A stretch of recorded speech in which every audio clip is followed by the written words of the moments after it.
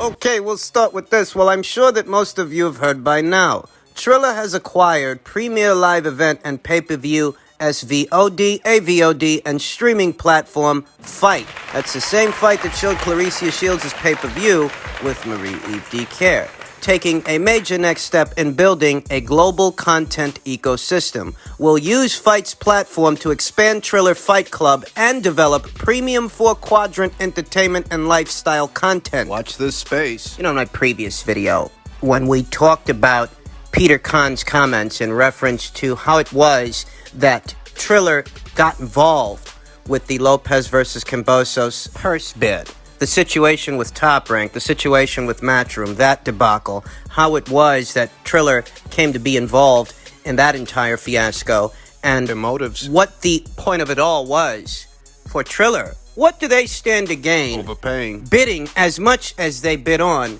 Lopez versus Cambosos Jr. when we all know that that's not a mega fight. That's not that hot of a ticket to put up that kind of scratch, that kind of cash, just to be able to host that thing. Why'd they do it? They wanted to send a message to the other game in town. Moreover, they wanted to send a message to the other game in town's fighters, their talent, their stables, that there's a new player in town and they've got some money to throw around. Why the hell else would they bid so much for Lopez versus Cambosos Jr.? Triller is attempting to do here what DAZN is essentially already doing. DAZN is a global platform that caters to 200 plus countries, 200 plus territories around the world.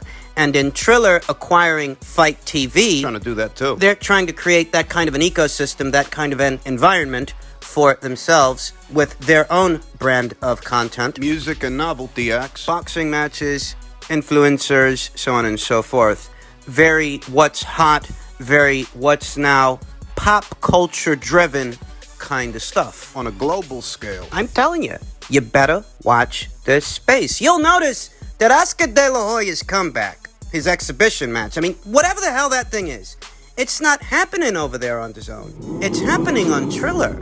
You want to pay attention to that. Pay attention. You would have thought that the people over there at DAZN would have liked to have used Oscar's star power, his celebrity, to perhaps stage a novelty act of their own on their own platform. But I guess that just wasn't important enough to them. I'm not sure. I'm not sure that that was ever even a conversation. I'm not sure that was ever even talked about. Was it? Between Oscar and the people over there at DAZN, though it wouldn't surprise me if it was, and they didn't bite. They didn't go for it. Perhaps that's why Oscar's return to the ring, and in whatever capacity he's returning to the ring. The story is he's gonna fight an MMA fighter in an exhibition match. A guy named Eddie Alvarez. I don't fucking know that guy. Huh? Maybe you do. They're supposed to be in serious talks. You have to wonder, how high does Golden Boy Promotions content on DAZN? How high of a priority is that to the higher-ups at DAZN? They're no longer in the Canelo Alvarez business anymore. He's not a Golden Boy Promotions fighter. And it's safe to say that Canelo was a big bargaining chip for the people over there at Golden Boy Promotions. He was a priority to DAZN, but he is not a Golden Boy Promotions fighter anymore. You think about that. You think about how Oscar's big comeback, it's not even happening on DAZN. It's happening on another platform. What could be described as a competitor. DAZN is a global sports streaming app, and it looks a lot like Triller is attempting to do something similar. You think Oscar's trying to jump ship? Did Oscar approach the people over there at Triller for his comeback, or was he approached by them? What kind of conversations are happening behind the scenes, behind closed doors? Ryan Garcia would fit right in over there at Triller. Social media influencers and rappers and pop stars. The younger demographic that also just so happens to follow Ryan Garcia. He'd fit right in over there. I think there's a genuine possibility that the people over there at Golden Boy Promotions might formulate some kind of an extended relationship with the people over there at Triller. I don't think that's far-fetched at all. I think that could happen.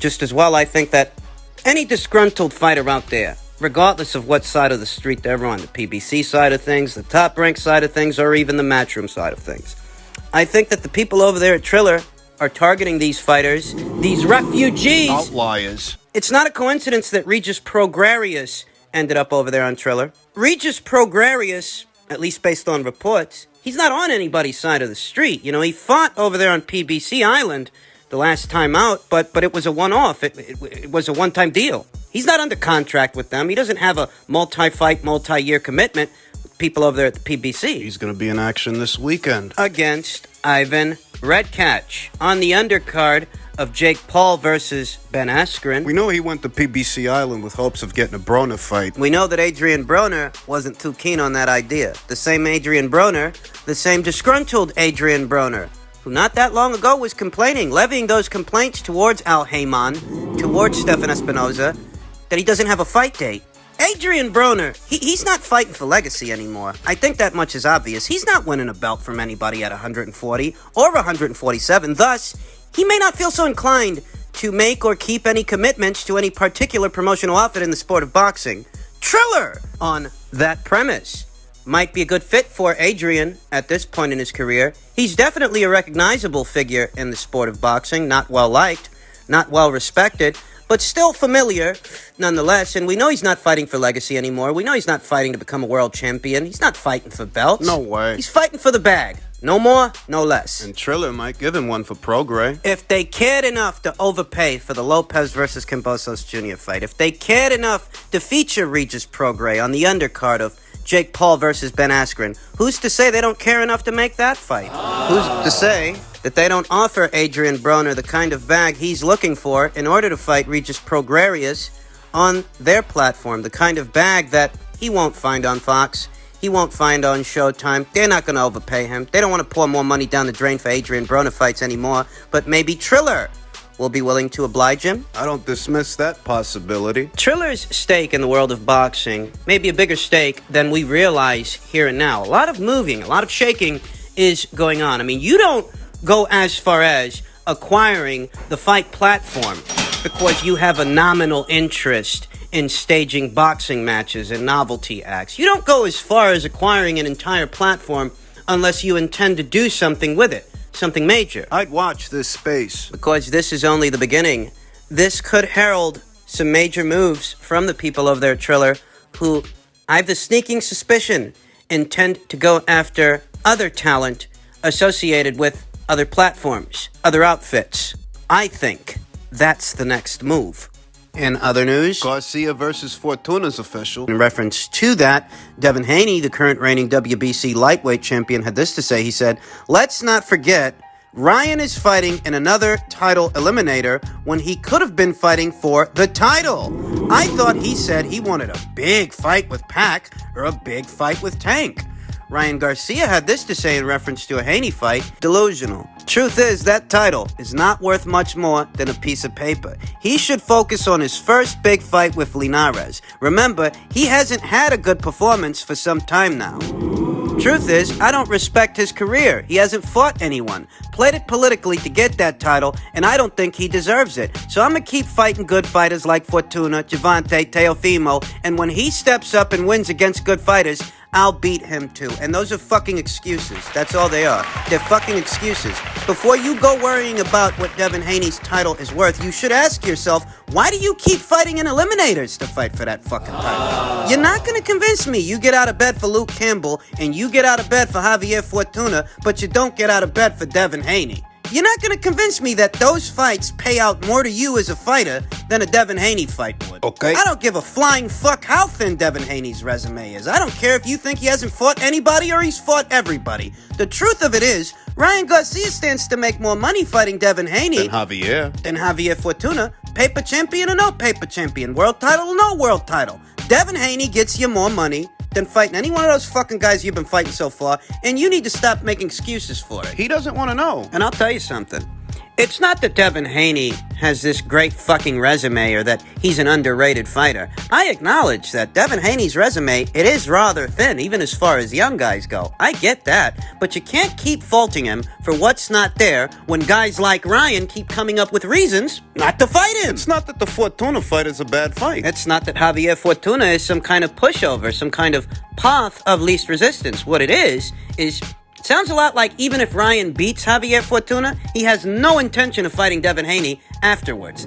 That's what it is. And this is billed as a title eliminator for a shot at Devin Haney's title. But I don't think for a second Ryan wants that fight. He doesn't want to know. Oh, you won't fight for the title, but you'll fight in title eliminators. His last fucking fight was a title eliminator. The fight with Luke Campbell. And here he is fighting in another one. When, if he wanted to, he could have challenged Devin Haney, whose career he doesn't respect because he says he hasn't fought anyone. So why don't you get in there and prove that he hasn't fought anyone? Why don't you get in there and prove that this guy's resume's paper thin and you beat him easy?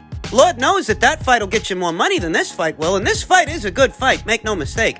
I like Garcia versus Fortuna. I like Haney versus Linares, but I know bullshit when I see it. This is what's going on with these fucking American fighters, I swear to God. This is what's going on. You know that Daniel Dubois isn't much older than Ryan Garcia. He's got less professional fights than Ryan Garcia.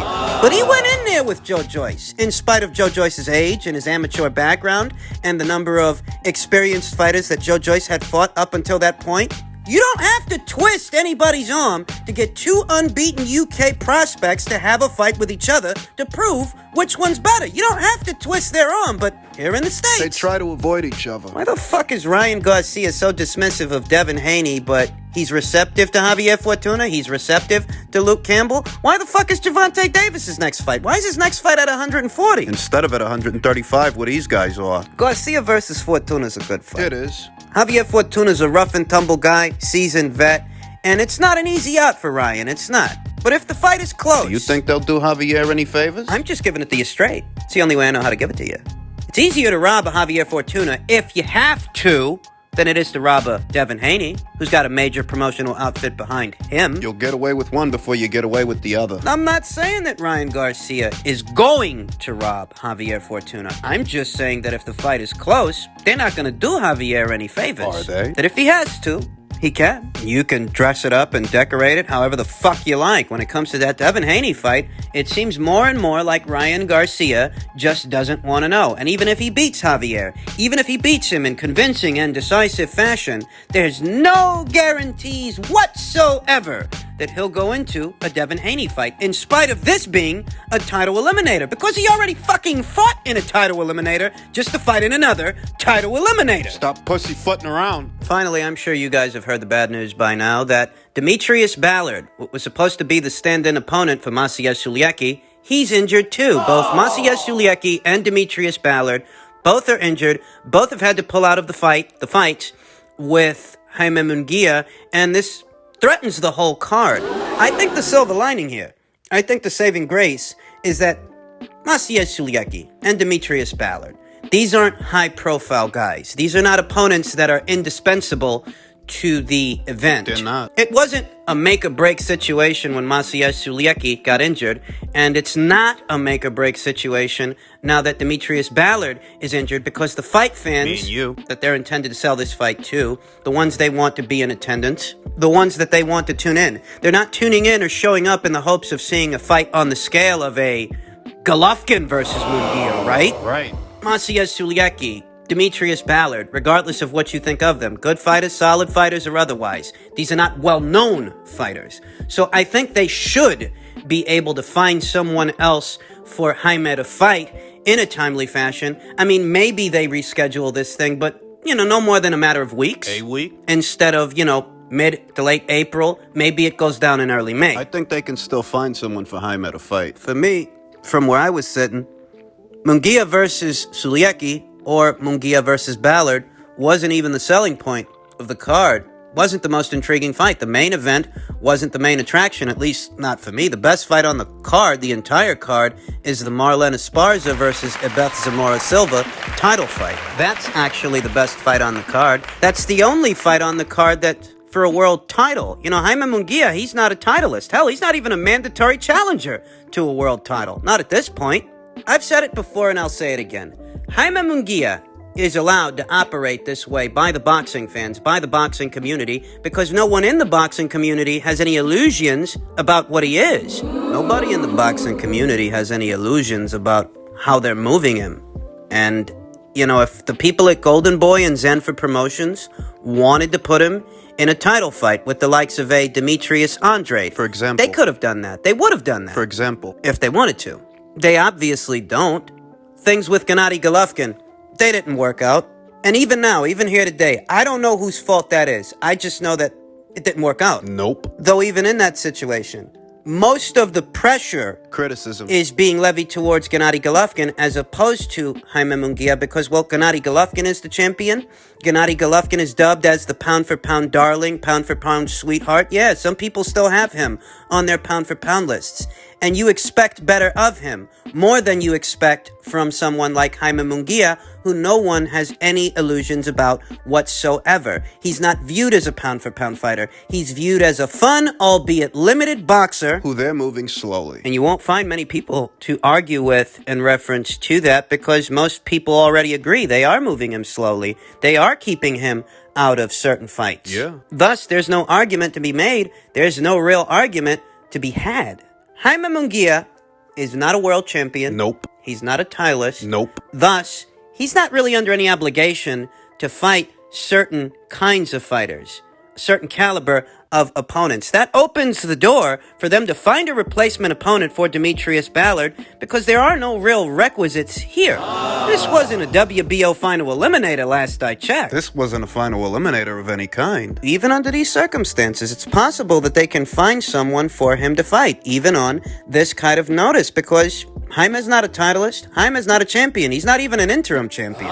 Those kinds of fights have certain statutes and requisites that must be met. You're operating within certain parameters when you're either a champion or the mandatory to a champion. Jaime is at liberty, his team is at liberty, to get creative. Because he's none of those things. So perhaps I'm being a bit optimistic, mostly because I want to see Esparza versus Zamora Silva.